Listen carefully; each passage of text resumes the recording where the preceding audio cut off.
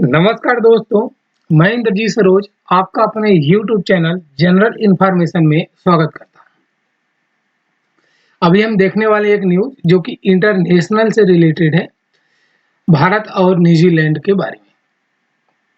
आप लोग अभी न्यूजीलैंड को अच्छे से चर्चे में देखे थे क्रिकेट मैच के थ्रू और रिजल्ट आप लोग को पता है। भारत और न्यूजीलैंड रक्षा सुरक्षा संबंधों को संस्थागत बनाएंगे, ये मोदी जी बोले। और वहाँ के पीएम क्या बोले, ये अपने इंडिया के लीडर मोदी जी आप लोग अच्छे से पहचान रहे हो, और ये न्यूजीलैंड के पीएम है। आगे चल के हम सब कुछ देखने वाले हैं। अब अभी तो हम खेल में आप लोग नाम देखे थे, उसके साथ और भारत के साथ इसका क्या संबंध है क्या नहीं है, इस वीडियो में हम लोग सब जान लेंगे कि न्यूजीलैंड हमारे लिए कितना इम्पोर्टेंट है, ये मैप में कहाँ है और इसका हमसे क्या लेना देना है और देशों से इसका कैसा रिलेशन है। ऑस्ट्रेलिया के बाद अब न्यूजीलैंड के साथ, ऐसा ऑस्ट्रेलिया का ही नाम क्यों आया, अभी हम मैप देखेंगे तो हमें क्लियर हो जाएगा कि न्यूजीलैंड मैप में कहाँ है। और ऑस्ट्रेलिया के बाद हम न्यूजीलैंड के साथ अपना रक्षा सुरक्षा संबंधों में बात कर रहे हैं। इसका मतलब मोदी जी का अगला कदम अच्छा होने वाला है। मोदी का एक कदम और आगे कैसे, ये चीज हम देखेंगे कि यहाँ ने नाले पे दाला कैसे मारे हैं और आगे चल के क्या होने वाला है, ये पूरे आर्टिकल में आप लोग को सब देखने को मिल जाएगा। तो अगर आपको थोड़ी सी अपने इंडिया के बारे में जागरूकता कि नहीं, क्या कर रहा है कैसे कर रहा है, क्या अच्छा क्या बुरा है, तो आप इस आर्टिकल को देखने के बाद में आपको थोड़ा अच्छा लगेगा। नो डाउट कि इसके बाद बहुत सारे कमेंट्स आएंगे पॉजिटिव निगेटिव, वो अपने जगह है, लेकिन जो इस आर्टिकल में है वो हम आपके सामने रखना चाह रहे हैं। इसमें मेरा कुछ नहीं है, बस एक आर्टिकल मैं आप लोग के सामने रख रहा हूँ।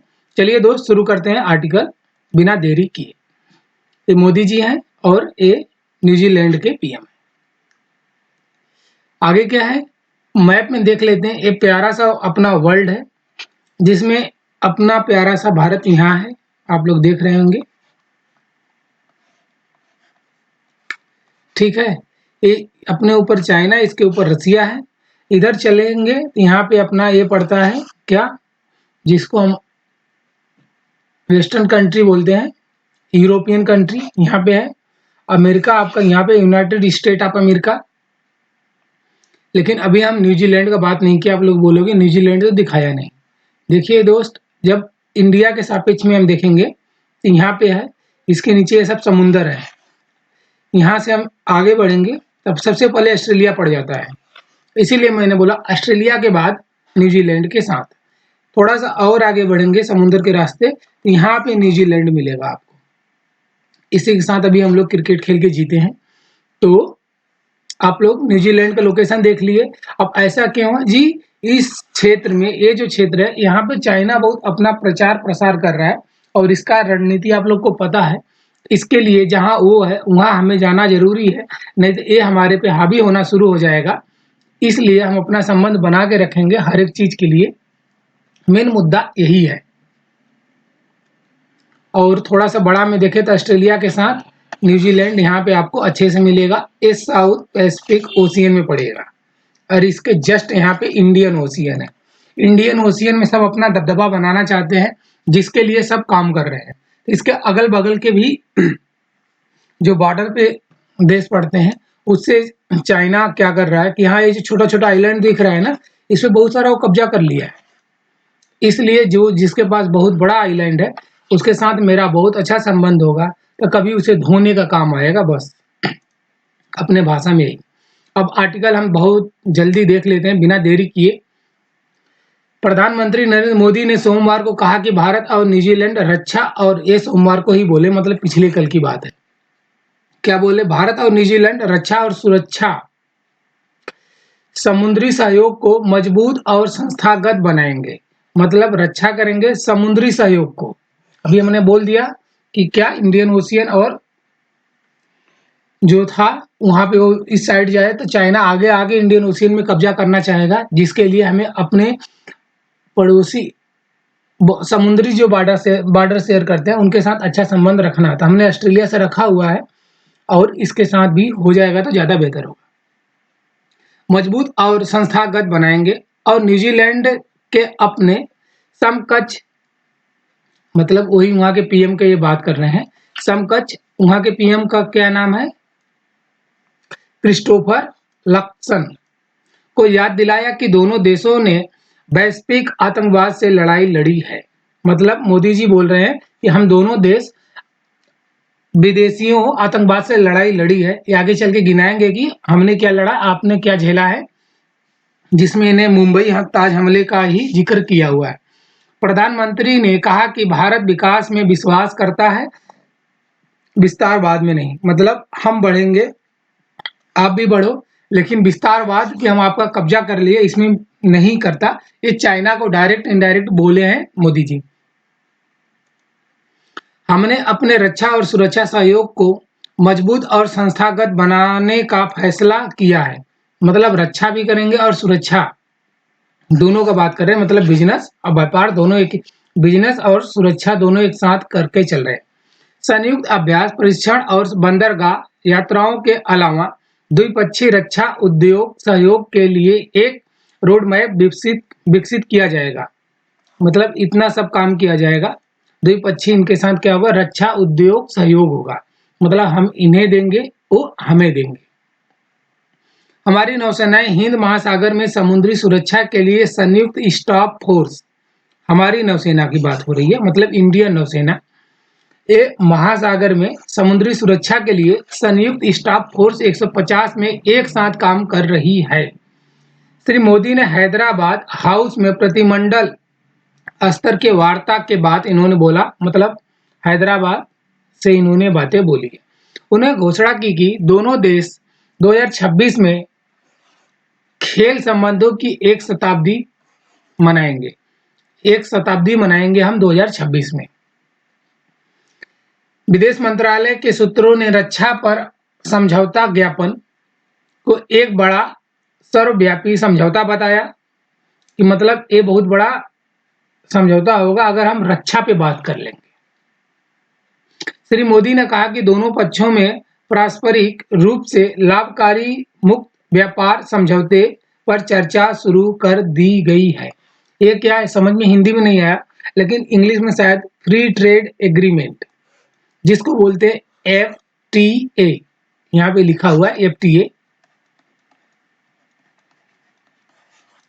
ये मोदी जी खुद बोले हैं कि हम इस पे चर्चा शुरू कर दी है और इनका पीएम भी बोलेंगे, अभी आपको आगे आर्टिकल में मिलेगा। इसका मतलब क्या है, हम थोड़ा सा बताना चाहेंगे आपको कि हम दोनों देश फ्री ट्रेड एग्रीमेंट, इसका मतलब यह होता है कि हम अपना सामान उनके यहाँ भेजेंगे तो हमसे टैक्स नहीं लेंगे, उनका सामान हमारे यहाँ आएगा तो हम उनसे टैक्स नहीं लेंगे।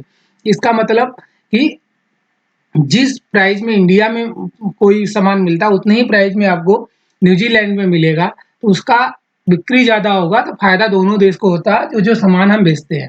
तो फ्री ट्रेड एग्रीमेंट के लिए यूनाइटेड किंगडम मतलब यूके बहुत परेशान हो रहा है करने के लिए, बात उसके साथ भी चल रही है। लेकिन मोदी जी न्यूजीलैंड के साथ भी बात एक की है। ये बहुत बड़ी बात होती है, इसलिए कोई भी देश ये करना चाहता है एक दूसरे देश के साथ। और इंडिया एक बहुत बड़ा व्यापार है, यहाँ पे जितनी देखिए सामान वही खरीदेगा जहाँ लोग रहेंगे। इंडिया में कितने लोग कहाँ रहते हैं वो आपको पता है, इसलिए मैं बोल रहा हूँ कि दुनिया चाहती है कि इंडिया में अपना सामान बेचे, इसलिए FTA की बात करते हैं लोग। इससे द्विपक्षीय व्यापार और निवेश की संभावना बढ़ेगी। मतलब द्विपक्षीय व्यापार तो होगा और निवेश का संभावना बढ़ेगा, मतलब हमारे देश या उनके देश में धन आएगा जाएगा। उन्होंने कहा कि डेयरी, खाद्य संस्करण और फार्मा जैसे क्षेत्रों में आपसी सहयोग और निवेश को बढ़ावा दिया जाएगा। उन्होंने भारत और न्यूजीलैंड को आतंकवाद के खिलाफ एक साझा मोर्चे का हिस्सा बताया। इन्होंने पहले तो ये बात बताई कि हम किस पे FTA करेंगे, फ्री ट्रेड एग्रीमेंट हम कहाँ कहाँ करेंगे।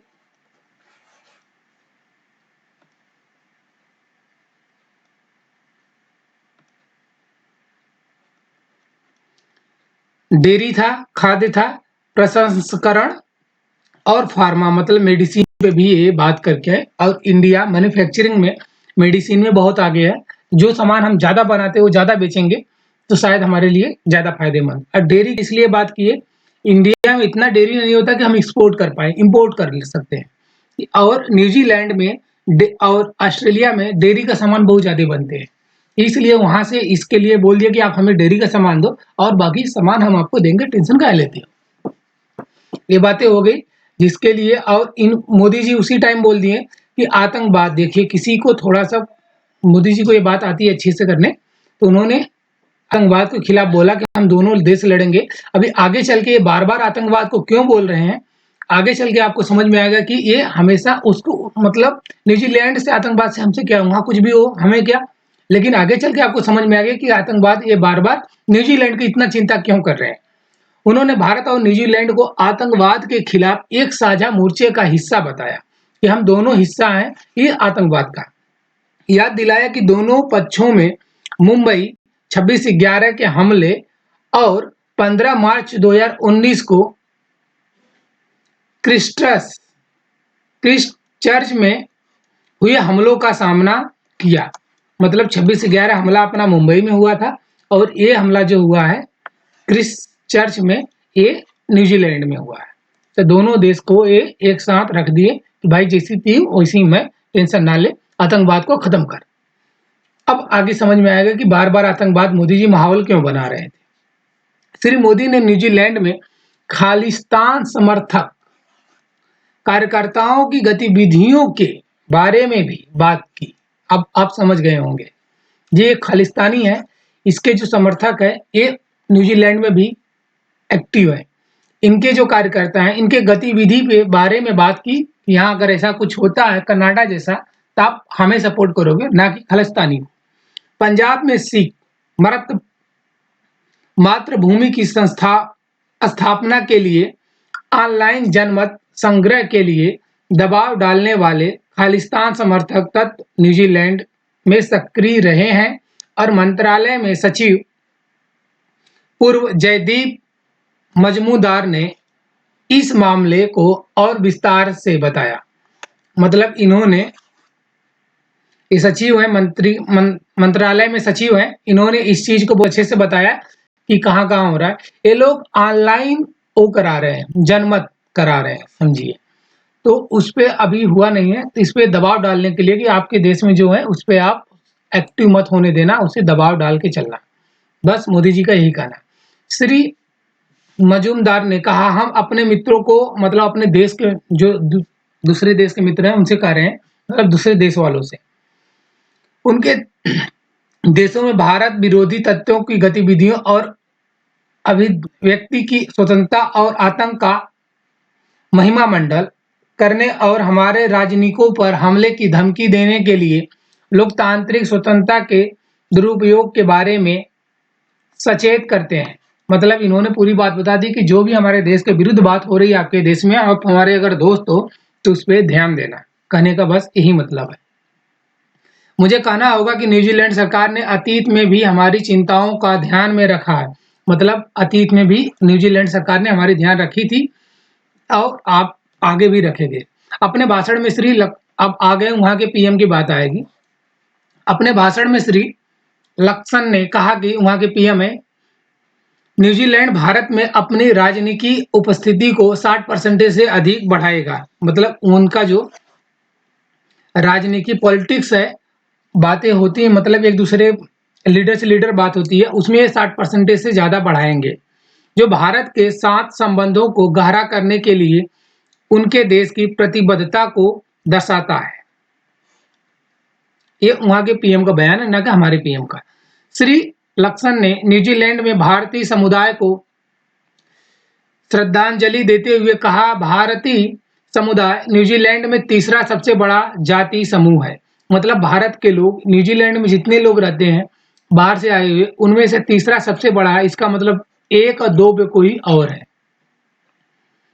भारत हमारे कुशल प्रवासियों का सबसे बड़ा स्रोत है और अंतर्राष्ट्रीय छात्रों का हमारा दूसरा सबसे बड़ा स्रोत। इसका मतलब हमारे यहाँ से स्टूडेंट न्यूजीलैंड में पढ़ने जाते हैं, दूसरे स्थान पे हैं। मतलब पहले स्थान पे दूसरा देश है, आप उस देश को पता करना, नहीं तो अगले वीडियो में अगर इस पे सेम आता है तो मैं आपको जरूर बताऊंगा। इतना ये गिना रहे हैं कि हमें भारत के साथ क्यों करना चाहिए, क्योंकि कनाडा ने हमसे बहुत ज़्यादा वो किया और हमने वहाँ से जब अपना धीरे धीरे बैक फुट पे आना शुरू किया कि नहीं हम ये नहीं करेंगे वो नहीं करेंगे, तब कनाडा एकदम बिखरने लगा ठीक उसी तरीके से इसे भी पता है कि अगर हम पंगा लिए इनके यहाँ से दूसरे नंबर पे हमारे यहाँ स्टूडेंट आते हैं, मतलब उनके यहाँ कुल 100 स्टूडेंट गए हैं, तो उनमें से सबसे ज़्यादा किसी और के स्टूडेंट है, कंट्री का नाम नहीं लूँगा, दूसरा सबसे ज़्यादा हमारे यहाँ के स्टूडेंट है। स्टूडेंट जाता है तो इससे क्या फ़ायदा होगा, जी वहाँ रहेगा, रूम रेंट देगा, खाना खाएगा, उसका पैसा देगा, स्कूल में जाएगा, ट्यूशन फीस देगा और जो भी सुविधा होगा वहाँ करेगा, पैसा इंडियन देगा, तो वहाँ की सरकार को बेनिफिट होती है। तो ये लोग चाहते हैं कि ज़्यादा से ज़्यादा स्टूडेंट हमारे यहाँ आए। आप लोग सुने होंगे कि अगर कोई कनाडा गया पढ़ने, अमेरिका गया पढ़ने तो करोड़ों में खर्च कर रहा है। हम लोग लाखों में, इंडिया में रह के लाखों में पढ़ के खुश हो जाते हैं, लेकिन वहाँ जाते हैं लोग करोड़ों में खर्च करते हैं, वो वहाँ की सरकार को डायरेक्ट फायदा होता है। इसलिए ये अच्छा व्यवहार रखना चाहते हैं। संक्षेप में भारतीय कीवी न्यूजीलैंड में बहुत बड़ा योगदान देते हैं। मतलब ये बोल रहे हैं कि भारतीय कीवी जो है वो न्यूजीलैंड में बहुत बड़ा योगदान देते हैं और मुझे इस समुदाय द्वारा हमारे देश के लिए किए गए कार्यों पर गर्व है। श्री लक्सन ने रविवार को घोषणा की कि न्यूजीलैंड और भारत एक व्यापक एफटीए, बात आ गई एफटीए की, वही फ्री ट्रेड एग्रीमेंट पर बातचीत शुरू करने के लिए सहमत हुए हैं। मतलब इस पे बात करेंगे, तो ये भी चाह रहे हैं कि हम बात करें और खुश हों कि हमारे यहाँ का जो भी सामान है जो इंडिया खरीद सकता है हम इंडिया को बेचें। श्री लक्सन ने कहा, व्यापार के माध्यम से ही हम अपने दोनों देशों की अर्थव्यवस्थाओं को बढ़ावा दे सकते हैं, जिससे कीवी और भारतीयों के लिए अधिक नौकरियां और उच्च आय प्राप्त की जा सकती है।